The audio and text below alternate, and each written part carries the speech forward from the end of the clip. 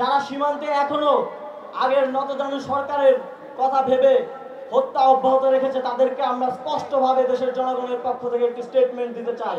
ভারত এদেশে শুধু একটি সরকার, একটি দলের সাথে কথা বলতো, সেটি হচ্ছে আওয়ামী লীগ। এখন আর সেই সুযোগ নেই। এখন কথা বলতে হবে দেশের জনগণের সাথে। জনগণ পররাষ্ট্রনীতির ক্ষেত্রে যে সিদ্ধান্ত নিবে সেটি এই সরকার বাস্তবায়ন করবে। সুতরাং জনগণের বুকে গুলি চালিয়ে, জনগণকে হত্যা করে, বাংলাদেশকে আগ্রাসনের শিকার করে যে প্র্যাকটিস তারা এতদিন ধরে করে এসেছে, সেখান থেকে সরে আসতে হবে। জনগণের সাথে কথা বলতে হবে, চোখে চোখ রেখে কথা বলতে হবে, সমুন্নত সম্মান দিয়ে কথা বলতে হবে।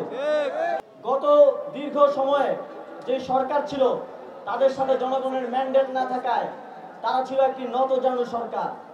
আমরা দেখেছি পৃথিবীর অন্যান্য দেশগুলোর সাথে যখন তারা কথা বলতো, তারা কিভাবে মাটির দিকে তাকিয়ে মাথা মস্তক নিচু করে ডিলিংস করে আসতো। আমরা স্পষ্টভাবে বলতে চাই, এদেশের জনগণ ঐক্যবদ্ধ হয়েছে। একটি সার্বভৌম রাষ্ট্র হিসেবে অন্য আরেকটি রাষ্ট্রের সাথে আমরা চোখে চোখ রেখে মাথা উঁচু করে কথা বলতে চাই, মস্তক নিচু করে না।